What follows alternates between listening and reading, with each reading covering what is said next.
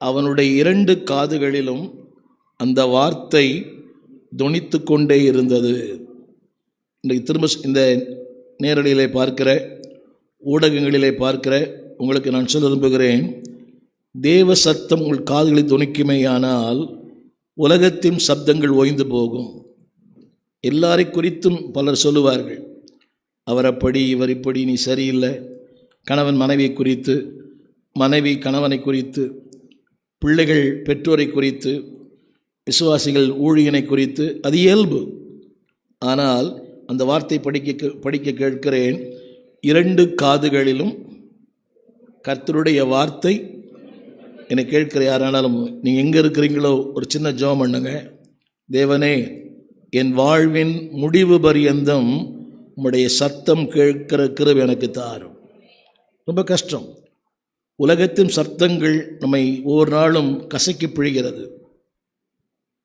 நீ வாழ்வது வேஸ்ட்டு, உனக்கு கர்த்தர் நன்மை செய்ய மாட்டார், நீ என்ன பெரிய ஊழியம் பண்ணுற, ஊழியத்தை யார் மதிக்கிறா, யாருமே ஊழியத்தை மதிக்கிறதே இல்லை, புரியுதா உனக்கு, உன்னை யார் பாராட்டுறா, நீ இவ்வளோ ஊழியம் பண்ணியே அதுக்கு என்ன பலன் கிடைச்சது, இதெல்லாம் உலகத்தின் சப்தங்கள்.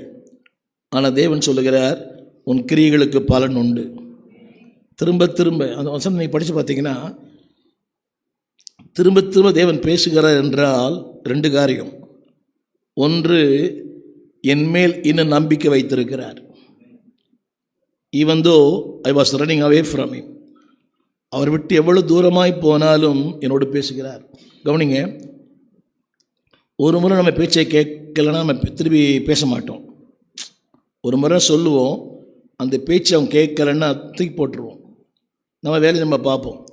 ஆனால் தேவன் அப்படி அல்ல, தொடர்ந்து தொடர்ந்து தொடர்ந்து தொடர்ந்து. ஆமீன் சொல்லுவீங்களா?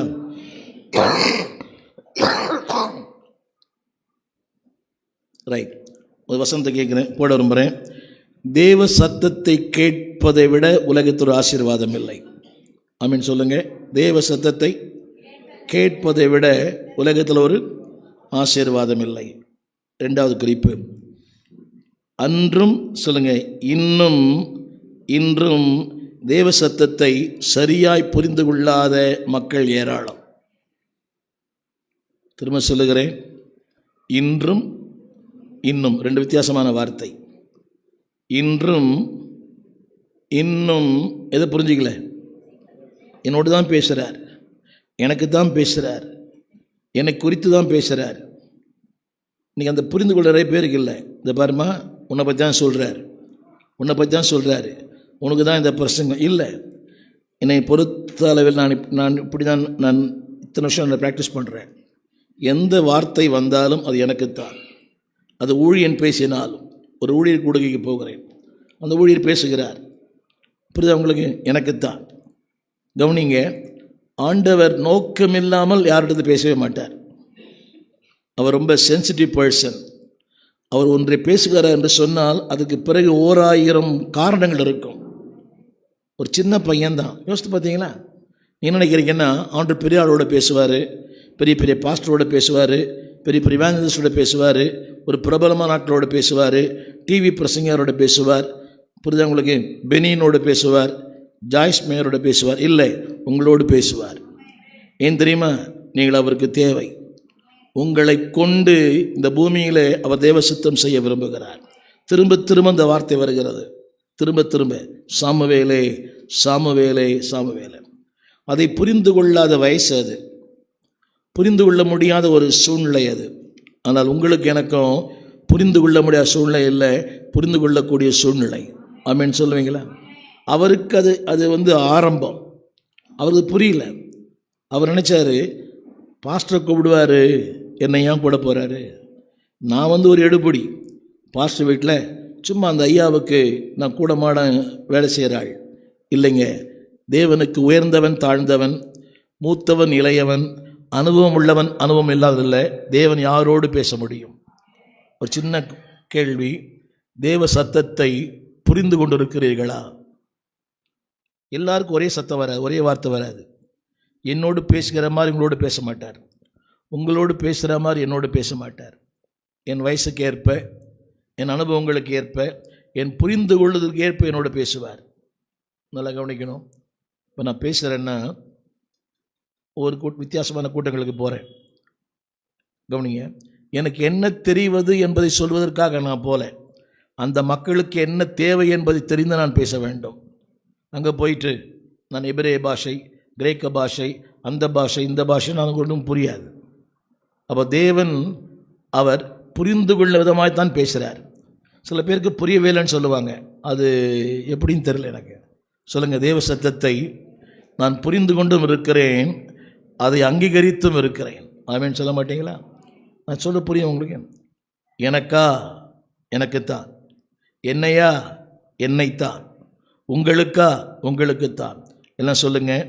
வேத கரங்களில் எடுத்து இது இருக்கிற ஒவ்வொரு பக்கங்களுமே என்னை குறித்து, என் வாழ்க்கை குறித்து, என் எதிர்காலத்தை குறித்து, என்னுடைய குடும்பத்தை குறித்து, நித்தியத்துக்கென்று நான் வாழ வேண்டிய வாழ்க்கை குறித்து ஒவ்வொரு பக்கங்களும் என்னை குறித்து தான். ஃப்ரம் A to Z, ஆதியாம் 1ஆம் அதிகாரத்திலிருந்து அந்த கடைசி வரைக்கும் என்னை பற்றி தான். நான் பலமுறை சொல்லியிருக்கிறேன்.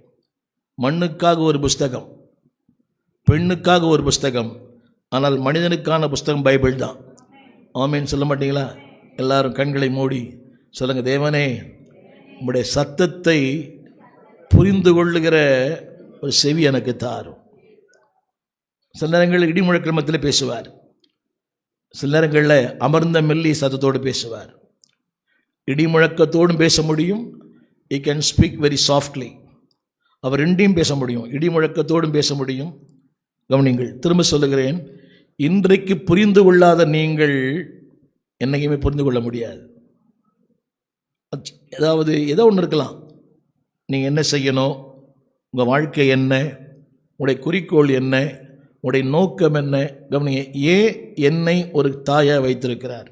இந்த பையனை சொன்னவங்க நேரத்துக்கு முன்னால், அவன் பேட் வாசிக்கிறான், கிளாஸ் போகிறான், 1 மணிக்கு வரான். யாருக்கு என்ன கிருபை தேவன் தந்திருக்கிறாரோ அந்த கிருபையை பயன்படுத்தணும். புரியுதா உங்களுக்கு? எனக்கு என்ன கிருபை இருக்குது? நான் பல கூடுகைக்கு போகிறேன், எல்லா கூடுகையும் நான் பிரசங்கம் பண்ணுறது இல்லை. ஒருவர் என்னை பார்த்து என்னை கேட்டார், ஐயா நீங்கள் அந்த சின்ன தம்பி பிரசங்கம் பண்ணுறாரு, அதை நீங்கள் எழுதுறீங்களே என்னன்னு கேட்டார் இதே இடத்துல. அப்போ நான் சொன்னேன், என்னை பார்த்து நீ எழுதுன்றதுக்காக நான் எழுதுகிறேன். அப்போ யோசித்து பாருங்கள். அப்போ தேவன் யாரையுமே ஒருத்தரோடு பேசுகிறாருன்னு ஒரு நோக்கம் இருக்கும். சொல்லுங்கள் எல்லாரும், புரிந்து கொள்ளுவேன், அந்த வார்த்தையை எனக்காக எடுத்துக்கொள்ளுவேன். இல்லை வாய்களை திறந்து அந்த வார்த்தையை எனக்காக. ஆங்கிலத்தில் ஒரு பழமொழி இருக்குது, if the hat is fit you can wear it. இது ஒரு ஆங்கில பழமொழி. if the hat is fit you can wear it. அந்த தொப்பி உனக்கு சரியாக இருக்குமானால் அணிந்து கொள். நீங்கள் நிறைய பேருக்கு இருக்க பிரச்சனை இதுதான். அதில் போட்டிருக்கிறேன், என்னது? புரிந்து கொள்ளாத, அங்கீகரிக்காத. ரைட். இதை எங்கே கொண்டு போக தெரியுமா?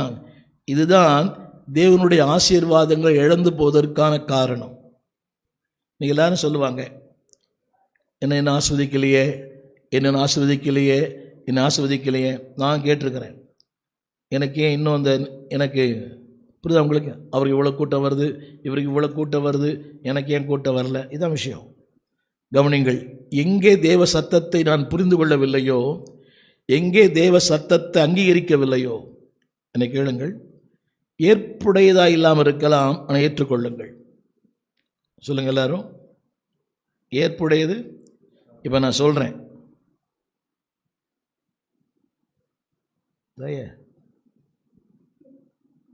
தியானம் கர்த்தர் கூட சொல்கிறார், இப்போது ஒன்றும் வேண்டாம், இது எனக்காக செய் மகளே. நீங்கள் நினைக்கலாம் உங்கள் தரத்துக்கு தாழ்ந்தது, இதை நான் செய்யணுமா? நான் எவ்வளோ பெரிய ஆள், நான் எவ்வளோ பெரிய, எனக்கு படிப்பு இருக்குது, எனக்கு அந்தஸ்து இருக்குது, எனக்கா இந்த வேலை? இல்லை, எனக்கு இல்லை, அது அவர் கொடுத்துருப்பார். திரும்ப சொல்லுகிறேன், எங்கே தேவ சத்தத்தை இழந்து போகிறீர்களோ அங்கே உங்கள் சொந்த ஆசீர்வாதம் இழந்து போய்விடுங்க. ஆங்கிலத்தில் போட்டிருக்கிறேன், மிஸ்ஸிங் காட்ஸ் பிளெஸிங். தேவன் பட்சபாதம் உள்ளவரே அல்ல. நான் சவால் விட்டு சொல்கிறேன், இன்றைக்கி இருக்கிற யாராவது ஒரு ஆசிரமமாக இருந்தால் அதை விட உங்களை கர்த்தர் ஆசிரமம் வைக்க முடியும். புறாப்பட வேண்டாம். புரியுதா உங்களுக்கு? நான் காலையில் ஒருத்தர் பேசியிருந்தேன், நான் கேட்டேன், இந்த ஃபோன் என்ன விலைங்கன்னு. 1,57,000 சொன்னார். ஒரு பொறாமை இல்லை. என் ஃபோனு 12,000 ரூபா, அதை வாங்கி கொடுத்துருப்பேன், அதை உட்காந்துக்கிறார். அதுவே எனக்கு ரொம்ப அதிகம், புரியவே இல்லை. பொறாமையே கிடையாது. ஏன் 1,57,000 கொடுத்து வாங்கினீங்க அப்படின்லாம் தேவையில்லை. நான் சொல்லுங்கள், தேவ சத்தம்தான் தேவனுடைய ஆசீர்வாதங்களை என் வாழ்க்கையில் செயல்படுத்தும். சொல்லுங்கள், செயல்படும். ரெண்டும் உங்கள் கையில் தான் இருக்குது. தேவ ஆசீர்வாதம் செயல்படுத்துவது உங்கள் கையில் தான் இருக்குது. அது இழக்கச் செய்வதும் உங்கள் கையில் தான் இருக்குது. சத்தம் கேட்டிங்கன்னா செயல்படும், சத்தம் கேட்கலன்னா சில பேர் இப்படி இருக்கிறாங்க, கேட்டும் கேட்காம மாதிரி இருப்பாங்க. புரியுதா உங்களுக்கு? கேட்கும் ஆனால் கேட்காம மாதிரி இருப்பாங்க. திரும்ப சொல்லுகிறேன், அதனுடைய நஷ்டம் உங்களை சார்ந்தது. When you listen God's word, you will get the blessing. When you deny God's word, you lose the blessing. வார்த்தை கேட்கும்போது ஒரு ஆசீர்வாதம். ஆமீன் சொல்ல மாட்டீங்களா? அது ரைட். இன்னொன்று சொல்ல விரும்புகிறேன், ஆசீர்வாதங்களை விட இன்னொன்று மேலான உனக்கு தெரியுமா? தேவ சித்தம். நான் போட்டிருக்கிறேன். ஆசீர்வாதங்கள் நீங்களே முயற்சி பண்ணி வாங்கலாம். 2 ஆசீர்வாதம். ஒன்று தேவனுடைய ஆசீர்வாதம், இன்னொன்று உலக பிரகாரமான ஆசீர்வாதம். ஈசாக்கையும் ஆசீர்வதிச்சார், இஸ்மவேலையும் ஆசீர்வதிச்சார். நல்லா கவனிக்கணும். இஸ்மவேலையும் ஆசீர்வதிச்சார், ஈசாக்கையும் ஆசீர்வதிச்சார், யாக்கோபையும் கர்த்தர் ஆசீர்வதிச்சார். ஆனால் யாக்கோபின் ஆசீர்வாதத்தில் சந்தோஷம் இல்லை, நிம்மதி இல்லை. இஸ்மவேலின் ஆசீர்வாதத்தில் அங்கீகாரம் இல்லை. சொல்லியிருப்பேன், இஸ்மவேல் என்ற வார்த்தை பயன்படுத்தப்படும் போது அங்கே ஒரு வார்த்தை பயன்படுத்தப்படுகிறது, அடிமை பெண்ணாகி ஆகாரின் மகன். ஆபிரகாம் பேர் வரல, அடிமை பெண்ணாகிய. புரியுதா உங்களுக்கு? எங்கள் அப்பா பேர் இல்லாமல் எனக்கு இன்ஷியலே இல்லையே. நீங்கள் வேதம் முழுவதும் ஆபிரகாமின் பெயர் பயன்படுத்தப்படவே இல்லை. ஆனால் கர்த்தருக்கு மகிமை, ஆண்டவர் உங்களுக்கு எனக்கு அவர் பெயரை பயன்படுத்தியிருக்கிறார்.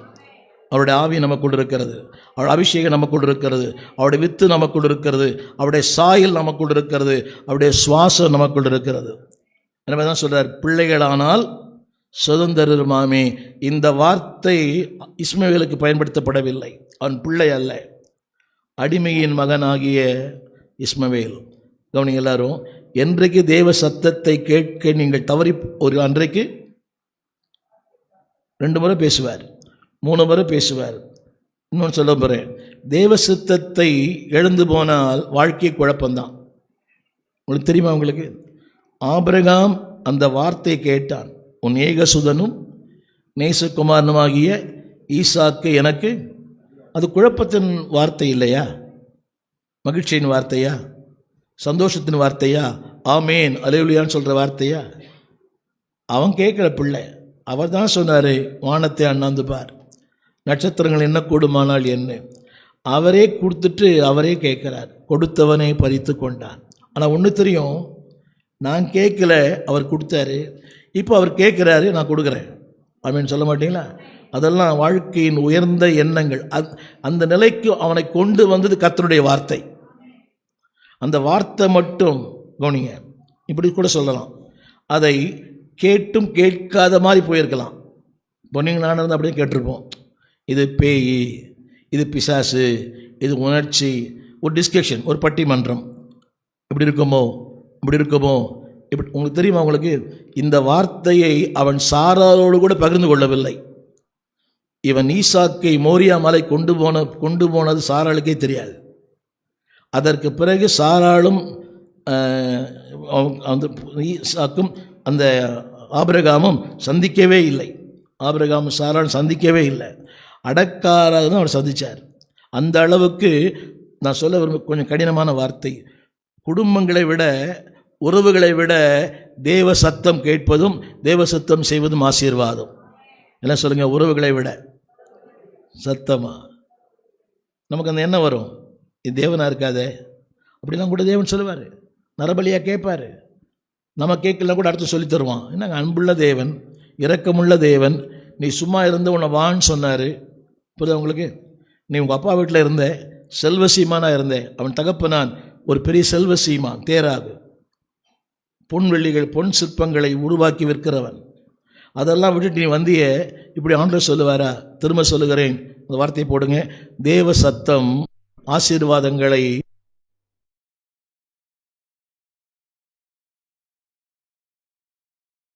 சத்தத்தை கேட்பதே, அதை கேட்காத போது அதை விட இழப்பு ஒன்றுமே இல்லை. ஆசீர்வாத குறைவுகளுக்கு பல காரணங்கள் உண்டு, சரியாக புரிந்து கொள்ள வேண்டும். ஆசீர்வாத குறைவுகளுக்கு என் கீழ்ப்படியாமை காரணம், என் அவசரம் காரணம், என் அறியாமை காரணம், என்னுடைய சுபாவங்கள் காரணம், இதெல்லாம் பல காரணம். ஆனால் ஒன்று, என்னைக்கு தேவ சத்தத்தை நான் சரியாக கேட்கலையோ, சவுலுடைய வாழ்க்கையில் அவன் நோக்கமே சபையை அழிக்கணும், சபையை இடிக்கணும். நிருபங்களை கேட்டு வாங்கி விடுவிடா போகிறான், அதுதான் அவனை குறிக்கோள். திடீர்னு பார்த்தா ஒரு சத்தம், சவுலே சவுலே.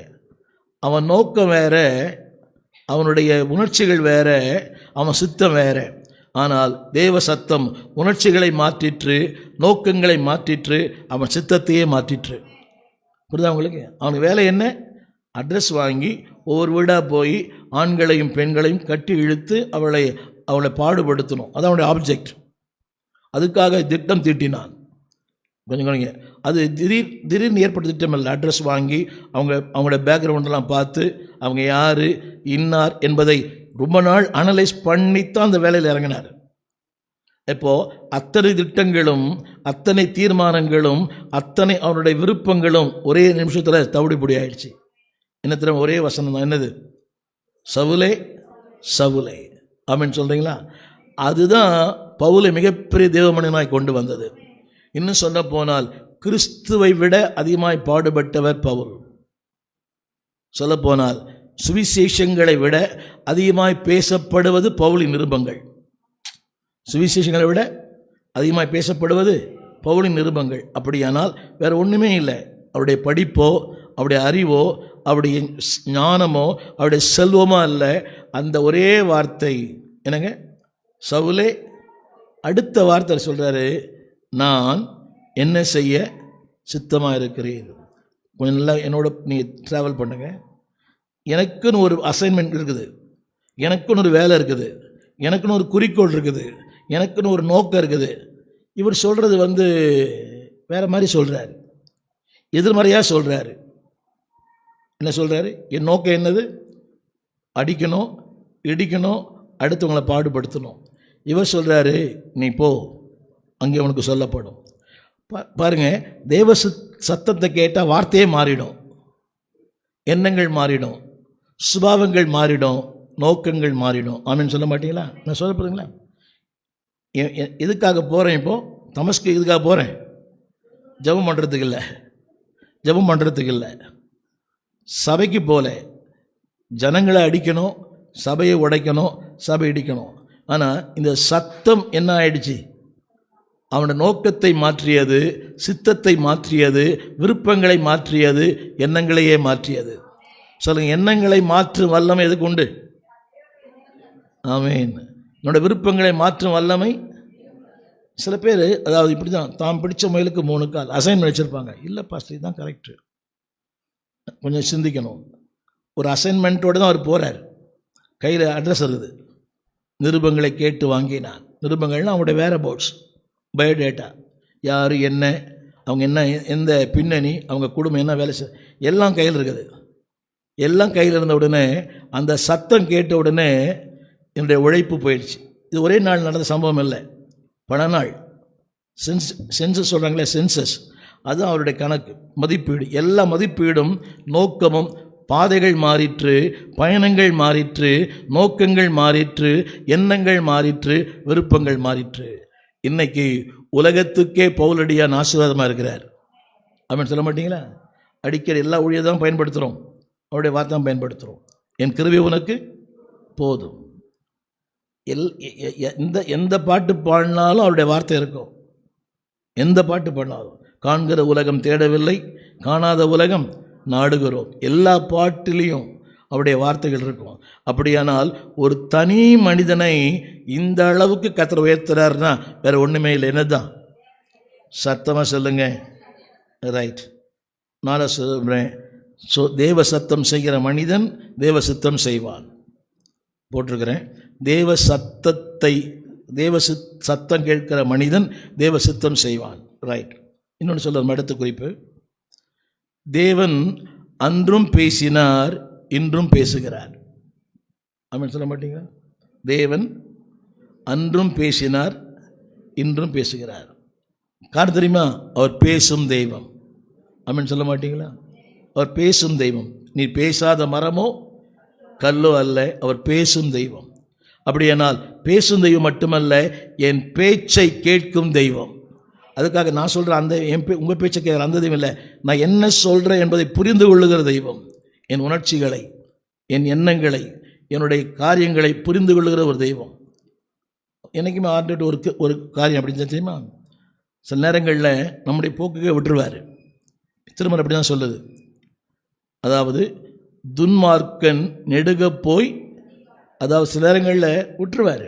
போறியா போ மகனே. பார்வனுடைய வாழ்க்கையில் அப்படி தான் விட்டுட்டார். ஆனால் கடைசியில் தான் தெரியும் பார்வனுக்கு ஒன்றெல்லாம் போயிடுச்சு. திரும்ப சொல்லுகிறேன், அப்போ தேவன் உங்கள் சொந்த விருப்பத்தை அனுமதிப்பார், ஆனால் சொந்த விருப்பமே உங்களுக்கு தீமையாய் மாறும். புரியுதா உங்களுக்கு? நிறைய பேர் கேட்பாங்க, யூதாஸ் கிட்ட ஆண்டவர் பேசியிருக்கலாமே. இல்லை, God allows that. யூதாஸ் தவறை செய்வதற்கு அனுமதித்தார். இல்லை, அதை ஒழுங்காக கவனிங்க. அப்போ தான் சொன்னார்ல, உங்களில் ஒருவன் என்னை, அந்த சத்தத்தை கேட்டிருந்தாருன்னா, சத்தத்தை கேட்டிருந்தாருன்னா உங்களில், இப்போ நான் சொல்கிறேங்க 2 பேரில் ஒருத்தர் சொல்கிறேன், என்ன போய் சொல்லிட்டார் ஆண்டவர், அது கேட்கணும், அவர்கிட்டே கேட்கலாம், யார் ஆண்டவரே? அப்போ பாருங்க, முன் எச்சரித்தும் தன்னை பாதுகாத்து கொள்ளாத ஒரு மனிதன். புரியுது உங்களுக்கு? எச்சரித்தார். பேதுருவிட சொன்னார், நாளை சேவல் கூவும் முன்னமே. நான் சொல்றது தேவ சத்தம். ஆனால் தேவ சத்தத்துக்கு அவர் சொன்ன பதில் என்ன? இல்லை ஆண்டவரே, எனக்கு அதெல்லாம் நடக்காது. நான் யார்? எனக்கு அனுபவம் என்ன? நான் எப்படிப்பட்ட ஆள்? கவனிங்க, என்னைக்கு தேவ சித்தத்துக்கு ஏற்று இருக்கிறீர்களோ அன்னைக்கு உங்களுடைய வாழ்க்கையின் இருள் ஆரம்பிக்கும். புரியுதா? நான் சொல்ல விளக்கம் புரியுதா உங்களுக்கு? படிக்கிறீங்களா? ரோமர் 1:21. இது ஞாயிறு பிரசங்கம், இது ஞாயிற்றுக்கிழமை பிரசங்கம். ஆனாலும் அந்த வார்த்தையை படிக்க விரும்புகிறேன். ரோமர் 1:21 பின்பகுதி. உணர்வு இல்லாத அவருடைய இருதயம். நல்ல கவனிங்க, இங்கிலீஷில் வேறு மாதிரி போட்டிருக்குது. இங்கிலீஷில் டிசாஸ்டர், பேரழிவு. உணர்வு இல்லாத. பேசினாரா பேசலையா? சத்தமாக சொல்லுங்க. இப்போ சின்ன கேள்வி, யாருக்கு நஷ்டம், யாருக்கு லாபம்? உணர்வு இல்லாத அவருடைய இருதயம் நஷ்டம். தமிழில் ரொம்ப சிம்பிளாக இருக்குது, இங்கிலீஷில் அப்படி இல்லை. இங்கிலீஷில் பேரழிவு, டிசாஸ்டர். ஆங்கில வேதம் வைத்திருந்தால் நீங்கள் வீடுகளை போய் வாசியுங்கள். நான் அதை குறித்து ஞாயிற்றுக்கிழமை பேசுவேன். ரைட். அடுத்த வசனம் பண்ணுங்க, 22 சொற்றொடர். 20 கடைசி வார்த்தை. ஏற்றுக்க மாட்டீங்கல்ல? தேவ சத்தம் ஒழுங்காக கேட்கலன்னா என்ன பிடிச்சிரும்? புரியவே இல்லை. புரியுதுங்களா? தூக்கம் வருது, அழிவு வந்துடும். 2வது என்னங்க இதுக்கு இவ்வளோ பெரிய தண்டனையா? எல்லாம் சொல்லுங்க. தேவன் நேரம் எடுத்து பேசுகிறார். ஆமென் சொல்ல மாட்டீங்களா? தேவன் நேரம் எடுத்து பேசுகிறாரு. அப்போ நேரம் எடுத்து பேசுகிற தேவனுக்கு நான் கொஞ்சம் பொறுப்பாக இருக்க வேண்டாமா? கோடிக்கணக்கான மக்கள் இருக்கிறாங்க. ஆனால் என்கிட்ட ஒரு நாள் பேசினார், பலமுறை பேசினார். ஒரு சாயங்காலம், மே மாதம் 1970, ஒரு விடுமுறையின் நாள், ஒரு வெள்ளிக்கிழமை சாயங்காலம் என் நண்பர் கூட்டி கொண்டு போனார். ஒரு சின்ன, அவர் என்ன சொன்னார்னா, ஒரு வீட்டுக்கு போகிறோம் வா அப்படின்னார். அது ஒரு ஜபக்கூடம், புதுக்கல்லூரிக்கு எதிர்க்க ஒரு ஓட்டு வீடு. சாம் கமலேசன் தேவ மனிதர், அவருடைய தாயாருடைய வீடு அது. அது ஒரு முதியோர் இல்லம். அங்கே போனால் ஒரு 4 பாட்டிங்க ஜெபம் பண்ணுறாங்க. 7 மணிக்கு ஆரம்பித்தாங்க. ஒரு சின்ன 40 வாட்ஸ் பல்பு. என்னை உட்கார சொன்னார். எனக்கு ஒன்றுமே புரியல. கை தட்டுறாங்க, பாடுறாங்க, குதிக்கிறாங்க, என்னென்னோ பண்ணுறாங்க. 7 ஆச்சு, 8 ஆச்சு, 9 ஆச்சு, முடிக்கவே இல்லை. வெளியே வரலான்னு பார்த்தா பஸ்ஸுக்கு காசு இல்லை. அவள் ஒரே ஒரு பஸ் தான், பாரிஸ்க்கு 21 ஒரு பஸ் தான் வரும். இவர் தட்டினேங்கிறேன், இவர் கண்ணை மூடி அப்படியே இப்படியே பக்தி மயமாக இருக்கிறாரு. அந்த நேரத்தில் கர்த்தரோடு பேசினார். தன் பாவங்களை மறைக்கிற வாழ்வடைய மாட்டான், அவள் அறிக்கை விட்டு விடுகிறனும். ஏற்கனவே இந்த சத்தம் நான் கேட்டிருக்கிறேன், ஒரு 3 முறை சத்தம் என் வாழ்க்கையில் வந்துச்சு. அதே முறை ஊழியத்திற்கூட எசேக்கியேல் 38 அதிகாரம் 7ஆம் வசனம், இதே வசனத்தை டிஜெஸ் சொன்னார் விபி ஹாலில் பின்னால். இதே வார்த்தையை டிஜெஸ் என்னோடு பேசினார் ஊழியத்திற்கு. ஒரே வசனத்தை பல தேவ மனிதர்கள் மூலமாக பேசினார். ராயபுரத்தில் ஒரு அம்மா இருக்கிறாங்க, மெஸ்ஸி ராஜையான்னு அவங்க பேர், இறந்துட்டாங்க இப்போ. இதே வசனத்தை அந்த அம்மா சொன்னாங்க. இப்படி பலர் மூலமாக எல்லாம் சொல்லுங்கள். நான் இன்னைக்கு சொல்கிறேன், அந்த வார்த்தைக்கு நான் கீழ்ப்படியலைன்னா நீ நேராக இருந்திருப்பேன். என்னங்க, பைத்தியமாக இருந்திருப்பேன், உலகத்திலே இல்லாமல் போயிருப்பேன். ஆமேன். அப்போலோ மருத்துவமனையிலே வாழ்க்கை முடிஞ்சிருக்கும். இத்தனை நேரங்களில் எல்லாம் சொல்லுங்கள் அந்த இது வேறு சப்ஜெக்ட். அது வசனத்தை சரியாக கேட்கலைன்னா என்ன வந்துடும்? 1:21 என்ன ஆகிடும்? தமிழில் அந்த வார்த்தை சரியில்லை, ஆங்கிலத்தில் டிசாஸ்டர், எல்லாமே போயிடுவோம். தமிழ் என்ன போட்டுருது?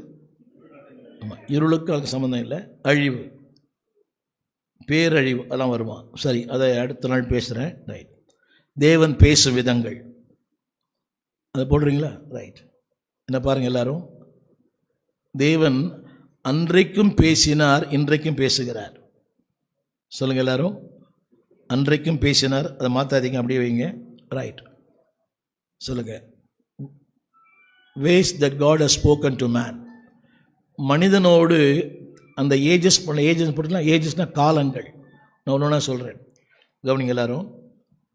அதாவது மனித வாழ்க்கையில் அறியாமையின் காலங்கள், எது நன்மை எது தீமைன்னு தெரியாது. நான் சொல்ல கொஞ்சம் விஷயம், நன்மை எது தீமை எது ஒன்றுமே தெரியாது. இன்னசென்ட், புரிய நினைக்கல, உடை இல்லை, ஒன்றுமே இல்லை.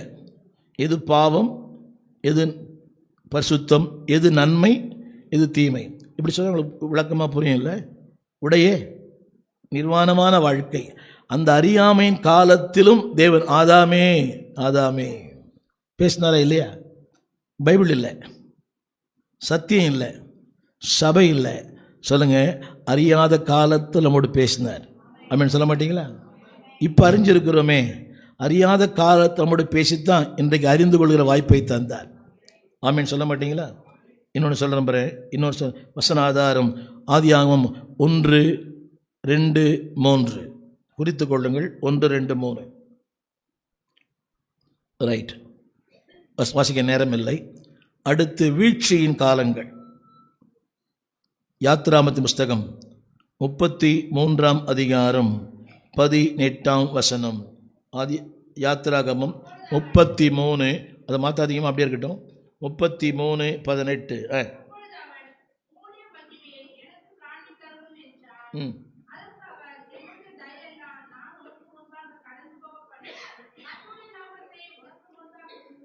23 படி, தொடர்ந்து படிங்க.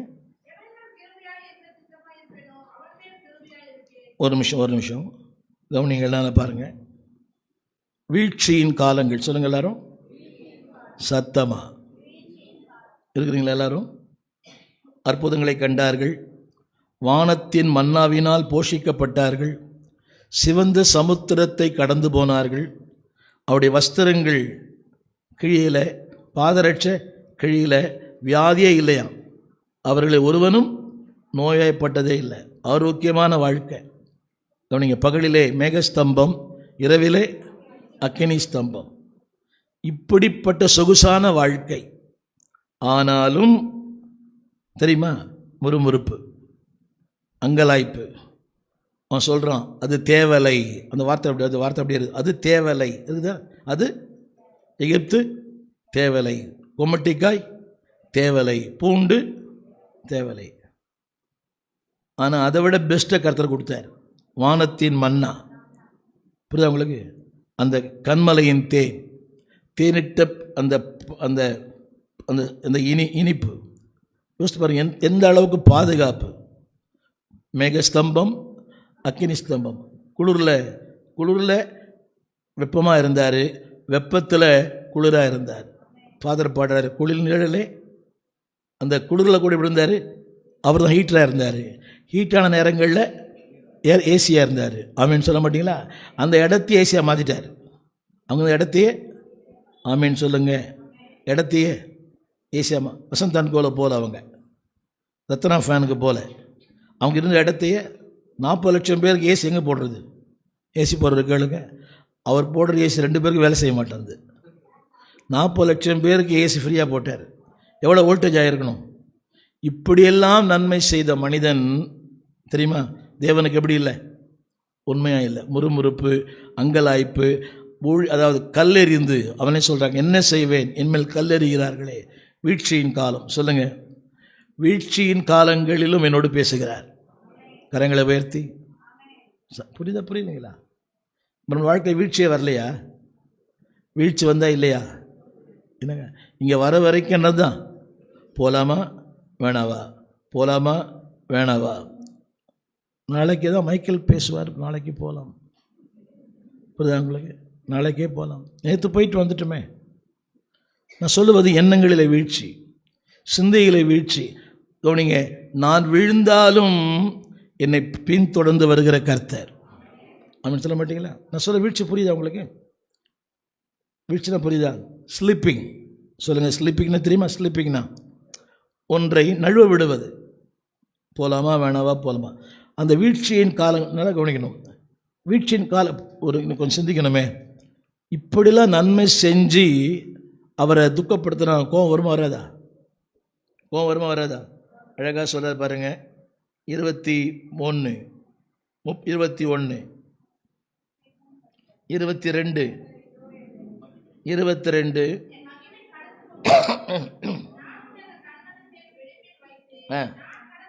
கவனிங்க. அவரே வீழ்ச்சிக்குள்ளானவர் தான். என்னை கொன்று போடும் ஆண்டவரே, இந்த ஊழியம் எனக்கு வேண்டாம், நான் போகிறேன். நல்லா கவனிக்கணும். அப்போ கூட சொல்கிற வீழ்ச்சியின் மத்தியிலே சொல்கிறாரு, என் கரத்தினால் உன்னை மூடுவேன். ஆமீன் சொல்லுங்க. என் கரத்தினால். ஹலோ, உங்களுக்கு எனக்கு மிகப்பெரிய ஒரு ஆசீர்வாதமான ஒரு வார்த்தை. நான் விழுந்துட்டேன், ஆனால் என்னை மிதிக்கலை. நான் விழுந்துட்டேன், என்னை தூக்கி போடலை. நான் விழுந்துட்டேன், நீ வேணான்னு சொல்லலை. விழுந்து போன எனக்கு அவர் மகிமை வெளிப்படுத்துகிறாராம். ஆமீன். விழுந்து போன எனக்கு எண்ணங்களில் வீழ்ச்சி, சிந்தையிலே வீழ்ச்சி, என்னுடைய திட்டங்களிலே வீழ்ச்சி. நான் சொல்ல புரியுதா? என்னுடைய தீர்மானங்களில் வீழ்ச்சி. 2023 எவ்வளோ தீர்மானம் பண்ணோம் இல்லையா? அதில் ஒன்றாய் நிறைவேற்றிருக்கிறோமா? யோசிச்சு பார்ப்போம். Fail in so many areas, but still அவர் சொல்கிறாரு. கவனி எல்லாரும், அதில் ஒரு வார்த்தை போட்டிருக்குது, 23 கடைசி வார்த்தை, 22 கடைசி வார்த்தை. எல்லாரும் சொல்லுங்கள், என்னுடைய கரத்தினாலே. கரங்களை வைத்து சொல்லுங்களேன், வாய் திறந்து. என் கரத்தினாலே. நல்லா தான் சொல்லுங்களேன், தலை ஒன்றும் கலையாது. என் கரத்தினாலே உன்னை மூடுவேன். அவர் மூடலைன்னா நம்ம இங்கேருந்து படிக்கட்டு இறங்குறதே கஷ்டம். நான் கொரியாவுக்கு போயிருந்தேன். இப்போது எங்கே காலை வச்சாலும் வழுக்குது பனி. 2 பேர் கைப்பிடிச்சாங்க காருக்குள்ளே. 3:30 மார்னிங் அன்னைக்கு காலையில் நான் இந்தியாவுக்கு வரேன்.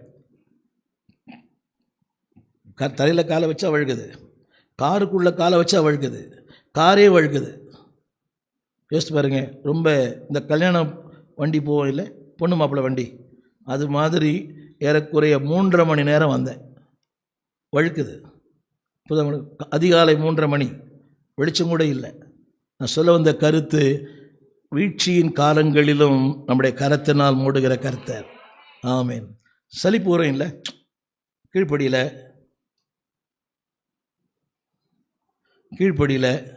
புரியுதா?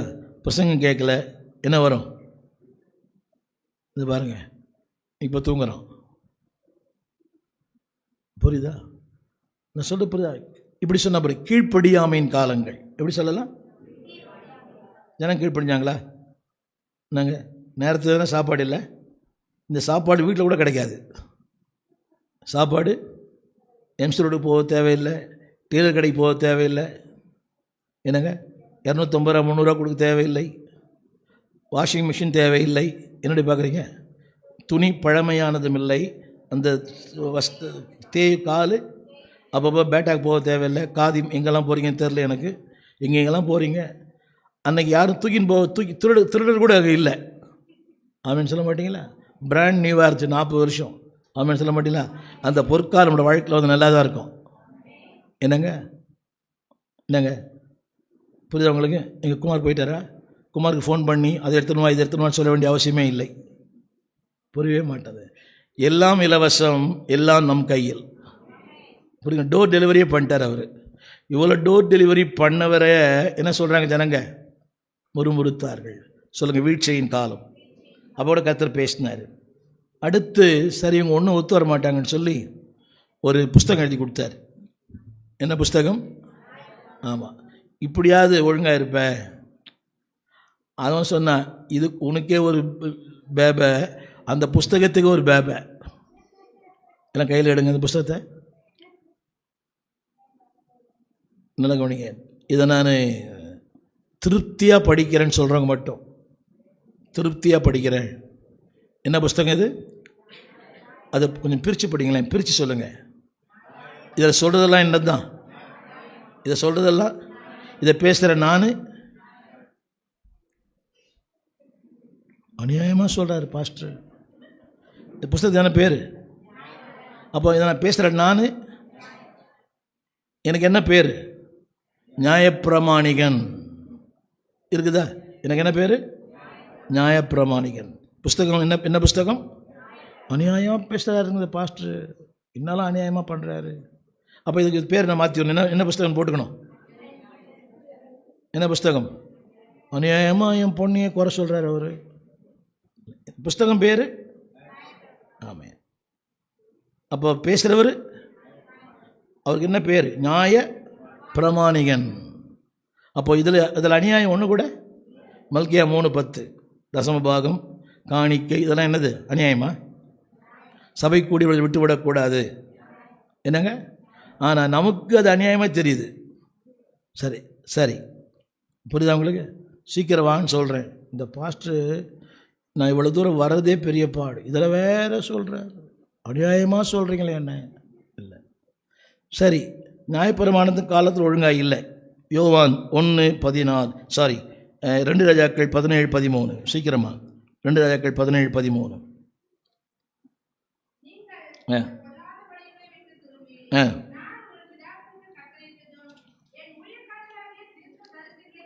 நிறுத்தி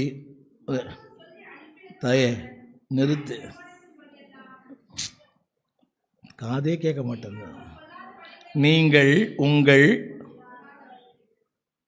கவனிங்க, எனக்கு இன்னும் கொஞ்சம் யோசிக்கணும் எல்லாரும்.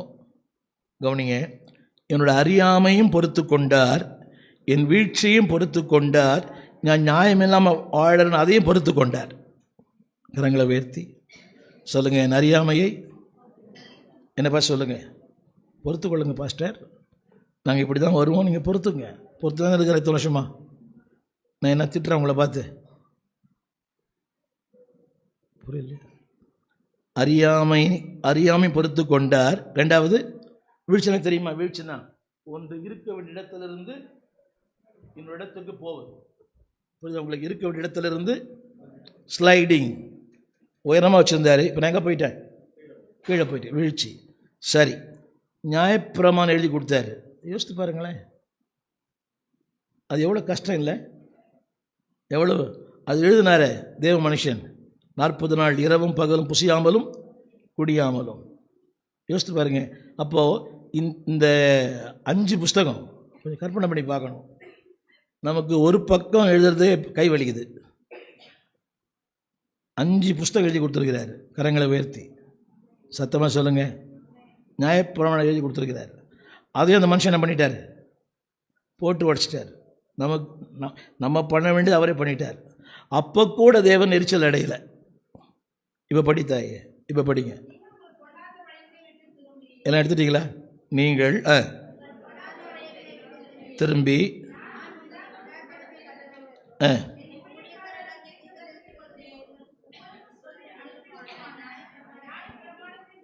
புரியுதுங்களேன்? இப்போ கூட நான் உங்களோட பேசி தான் இருக்கிறேன், எப்போ கூட பேசுகிறேன். உடச்சிட்டீங்க, கீழ்ப்படியில் என்ன ஏற்று பேசுகிறீங்க, ஒரு கேள்வி கேட்டால் 10க்கு பதில் சொல்கிறீங்க. ஆமாம், இவர் அப்படி தான். அப்போ கூட உங்களோட நான் பேசுகிறேன். அந்த 15ஆம் வசனம், 13ஆம் வசனம்.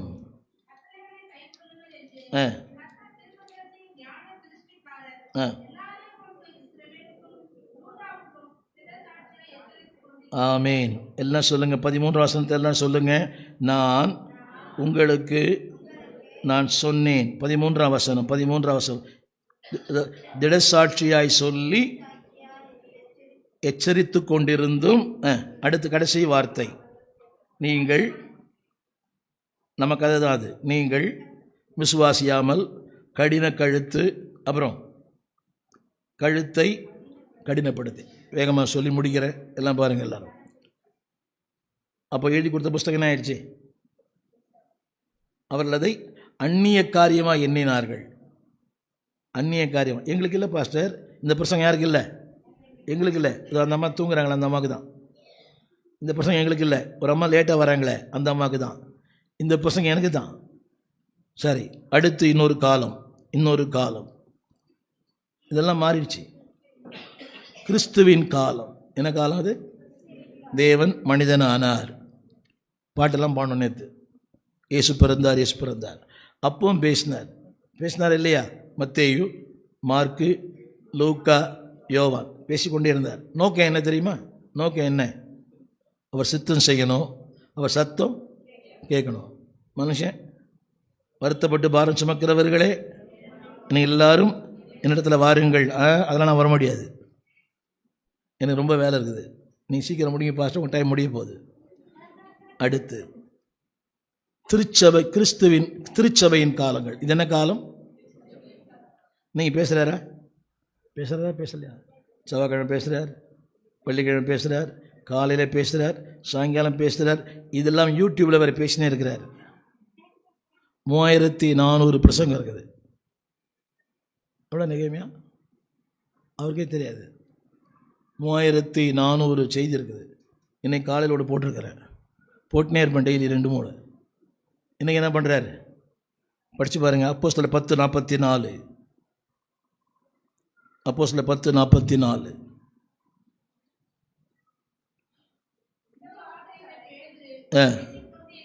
இந்த வார்த்தைகளை பேதுரு மன்னிக்கணும், அது திருச்சபையின் இந்த வார்த்தைகளை பேதுரு இல்லை. யார்? பேதுரு இல்லை, பேதுரு மூலமாய் கர்த்தருடைய ஆவியானவர். இதை மட்டும் பேசி முடிச்சிடுறேன். 2 தீமோத்தேயு 3:15 இன்றைக்கு கர்த்தர் பேசுகிறார். 2 தீமோத்தேயு 3:15.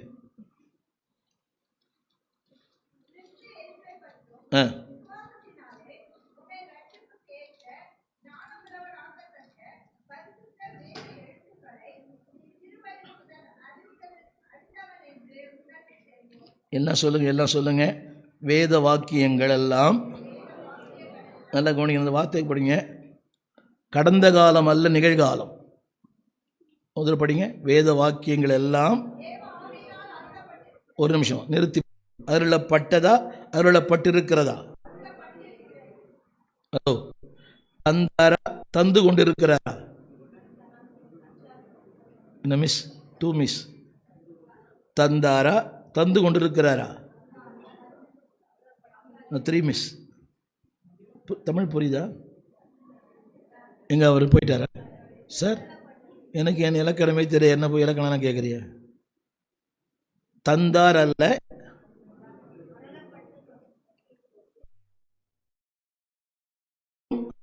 ஆமேன்னு சொல்ல மாட்டீங்களா? அப்போ பாருங்க, இத்தனை காலங்கள் பேசியும் இருக்கிறான் மனுஷன்.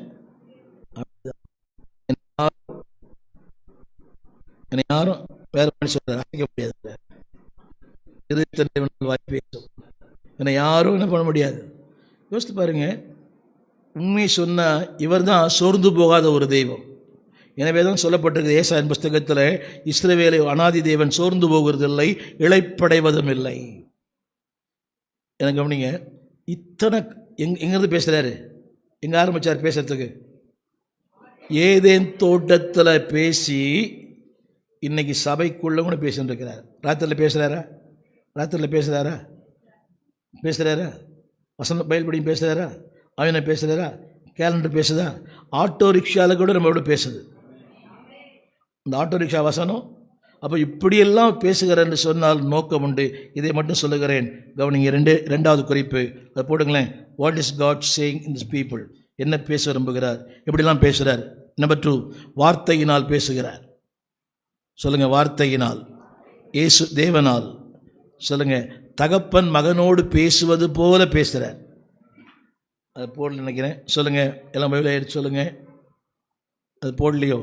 சொல்லுங்கள், வார்த்தையால் பேசும் ஆண்டவர் இவர். என்ன பாட்டுது? வார்த்தையாலே பேசுகின்ற. மறந்துட்டியா? அப்படியே போதையாக இருக்கு.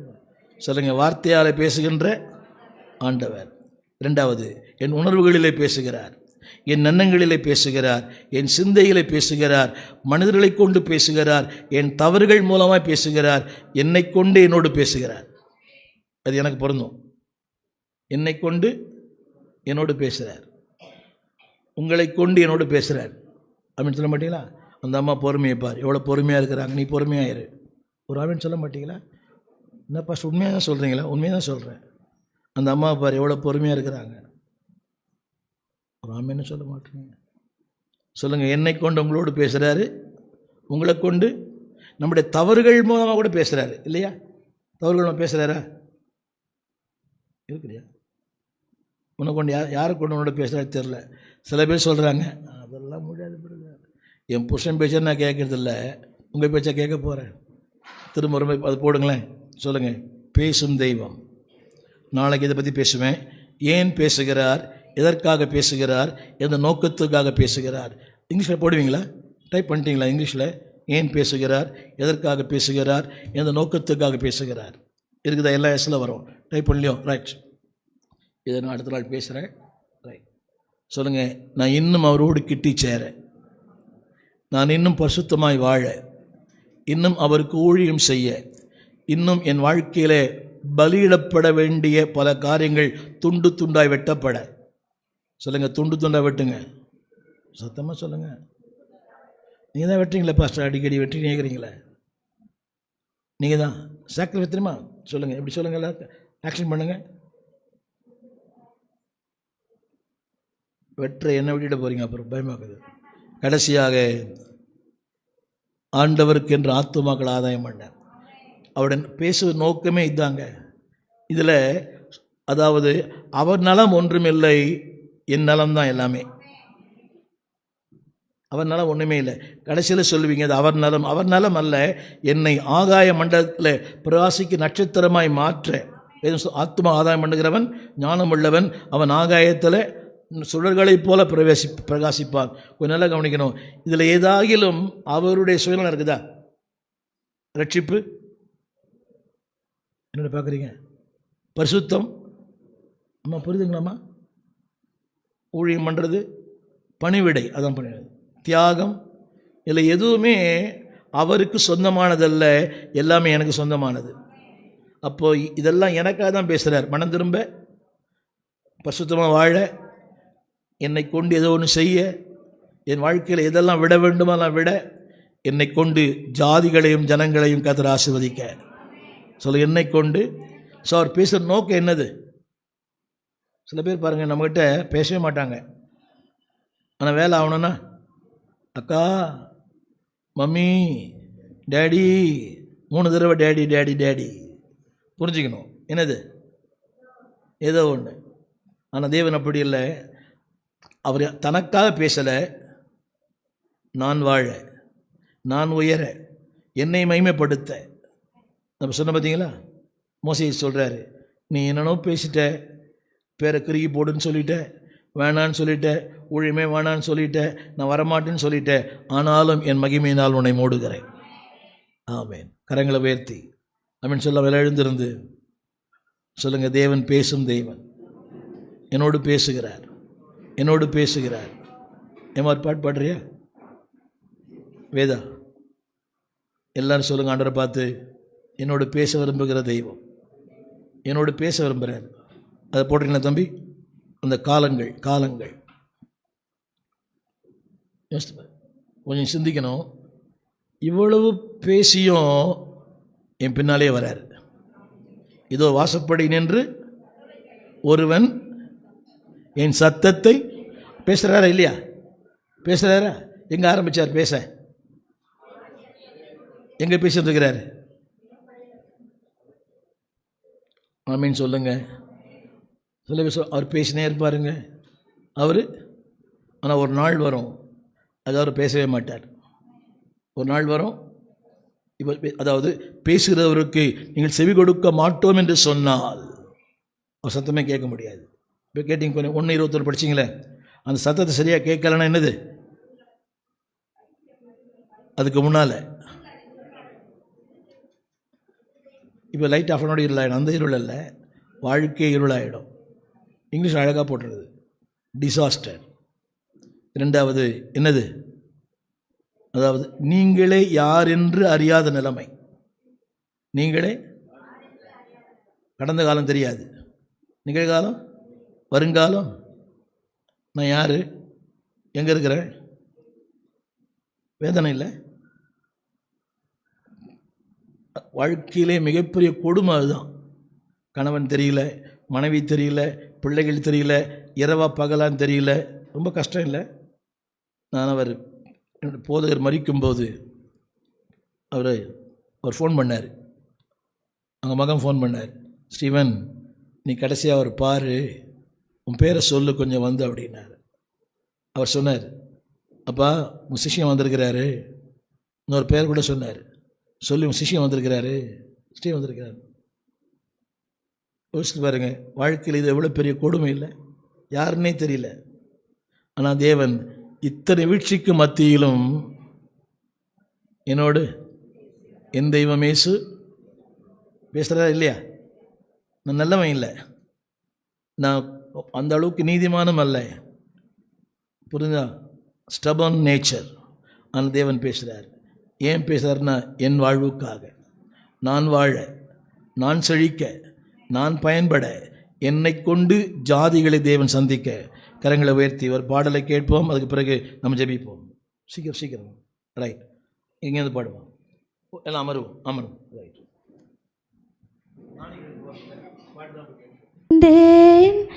என்னாலும் தூதியே உம்மை அன்றி யாரை பாடுவேன்?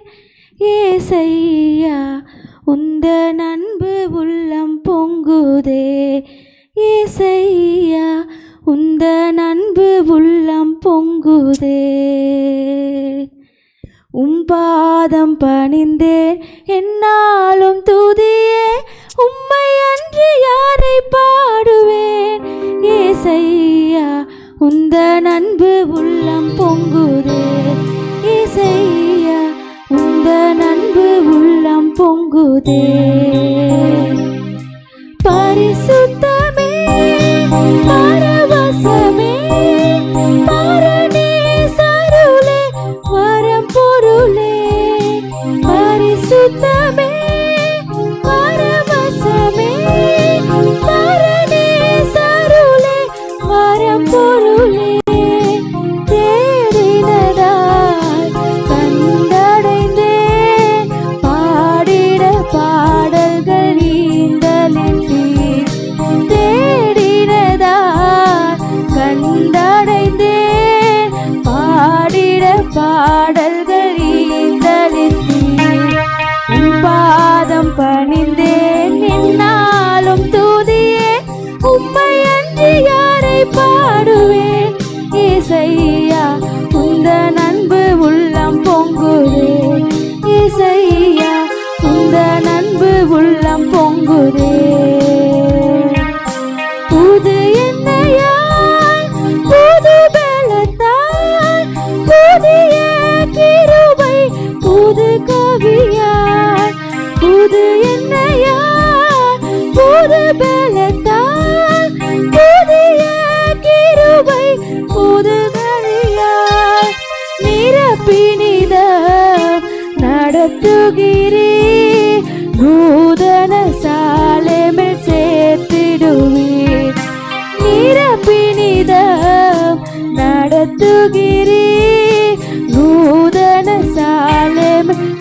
ஏற்றிடுவீர்.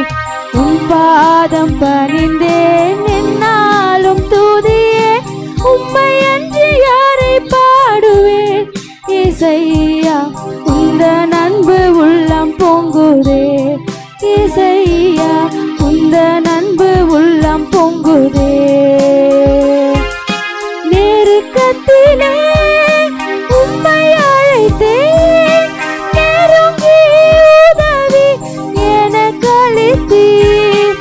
நெருக்கத்திலே உம்மை அழைத்தேன், நெருங்கி உதவி எனக்கு அளித்தீர். திசை கேட்டெங்கும் அலைந்திடாமல் தீவிரம் வந்தென்னை தாங்குகிறீர். திசை கேட்டெங்கும் அலைந்திடாமல் தீவிரம் வந்தென்னை தாங்குகிறீர். உன் பாதம் பணிந்தே என்னாலும் துதியே, உம்மை அன்றி யாரை பாடுவேன். இசையா உந்த அன்பு உள்ளம் பொங்குதே, இசையா உந்த அன்பு உள்ளம் பொங்குதே.